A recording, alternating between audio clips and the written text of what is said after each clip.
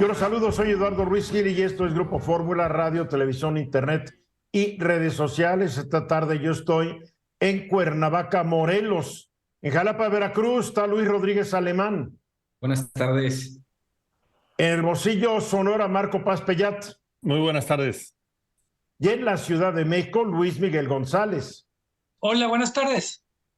Bien, pues tenemos, realmente hoy hay dos notas muy destacadas. Uno es la aprobación en fast track al vaporazo del plan B del presidente el día de ayer por los diputados oficialistas. Ni por comisiones pasó. Un documento de 307 páginas, ni lo leyeron, pero lo aprobaron. De eso vamos a hablar, pero también hay que hablar de lo que ha ocurrido hoy en Perú, en donde el gran amigo del presidente Andrés Manuel López Obrador, el ya no presidente Pedro Castillo, trató de cometer un autogolpe de Estado. Por la televisión, Pedro Castillo dijo que disolvía el Congreso y que asumía poderes totales para gobernar por decreto. El problema es que 3 horas después fue arrestado por la policía y nadie se sumó a su causa. Todas las fuerzas políticas del Perú dijeron que reprobaban la decisión de Pedro Castillo. Lo que hizo recordó al autogolpe de Estado que en abril de 1992 perpetró el entonces presidente Alberto Fujimori, que al igual que Castillo disolvió al Congreso. Una pequeña diferencia. Fujimori contaba con el apoyo de las Fuerzas Armadas. Castillo contaba con el apoyo de nadie en lo absoluto. Ya está encarcelado y ya fue reemplazado por la vicepresidenta Dina Boluarte.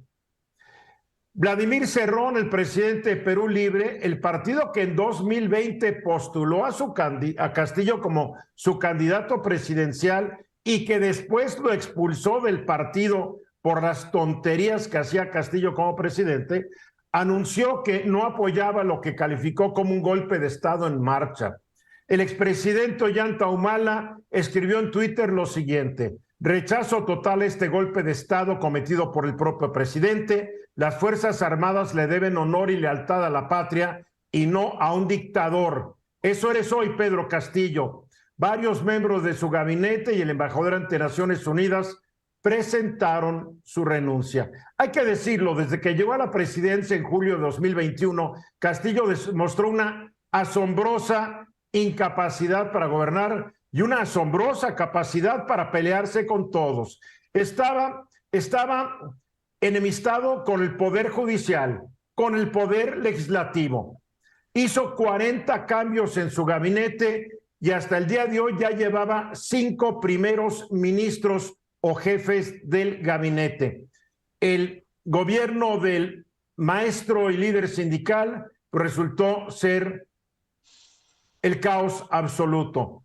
No hay que olvidar que el presidente López Obrador dijo que iba a ir a Perú este mes para entregarle un cargo de presidente pro tempore en una asociación que reúne a unos países latinoamericanos a Pedro Castillo, quien iba a venir a México, pero su Congreso le prohibió salir del país. Y el presidente López Obrador, que nunca interfiere, dice, en las cuestiones internas de un país, se pronunció en contra del Congreso y defendió a Pedro Castillo. Me gustaría saber, porque hasta el momento no he visto ninguna manifestación de Andrés Manuel López Obrador, si él defiende un golpe de Estado dado por su cuate.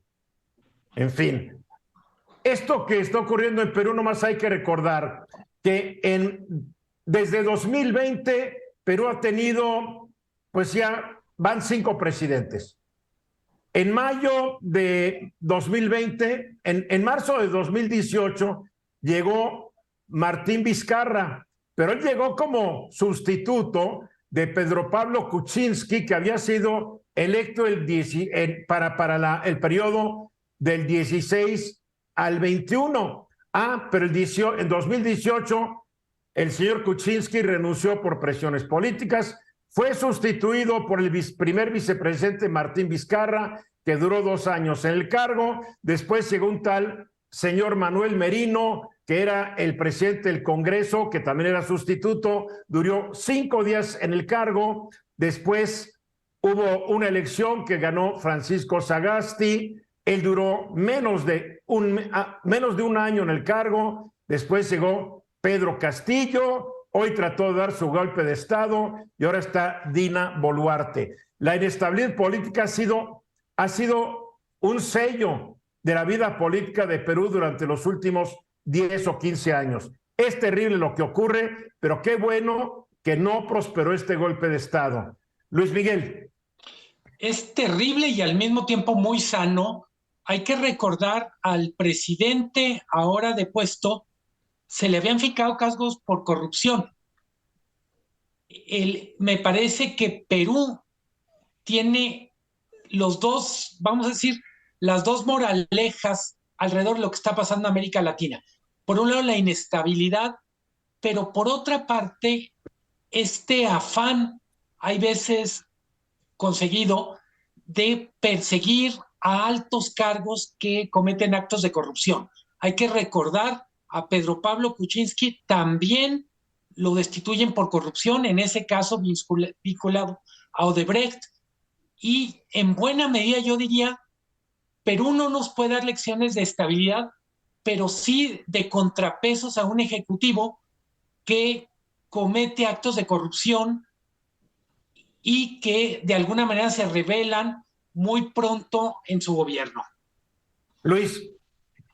Y para complementar un poquito lo que decía Luis Miguel, hay que recordar que hoy precisamente el Congreso de Perú había convocado para activar el mecanismo constitucional para la declaratoria de vacancia por incapacidad moral al presidente Castillo. O sea, que no era la primera vez, ¿eh?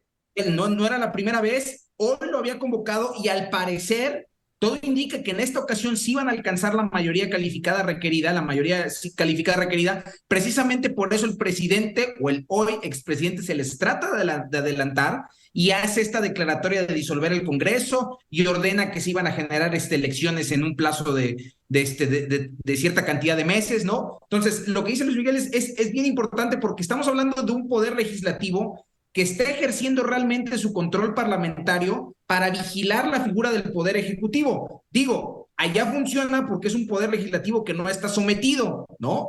Que la bueno, también no, ya estás hablando con que Perú es el mejor ejemplo de la democracia. Perdóname. No. También hay mucha política. Llega Castillo, que era un donadie, nadie lo aceptaba, no tenía mayor trayectoria política. Brillante, cuando lo oías hablar, pues como que brillante no era, pero en fin, digo, Perú es un país que no es muestra de democracia, la verdad. Ahora, que tenga un congreso que se le puso al brinco al presidente, qué bueno, pero hay que ver los motivos del Congreso. Digo, yo no me la trago, perdón, aquí era pura política. Marco.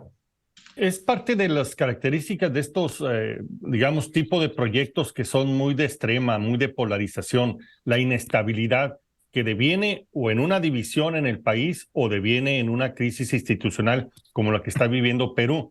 Afortunadamente, al parecer hay una reacción institucional y se podría canalizar por esta vía esta diferencia, pero es un llamado y es un aprendizaje que tenemos que tener. Los extremos no forman gobiernos, no ayudan a avanzar, generan inestabilidad y todos perdemos con ello. Luis Miguel. Quiero volver a tu argumento, Eduardo, y darte la contra. No se necesita que el Congreso tenga motivos puros para que actúe correctamente. Me queda claro. Sí. El Congreso actuó con todas las de la ley, yo no estoy diciendo que no. Y probablemente esté en defensa de sus propios intereses conservadores, diría AMLO.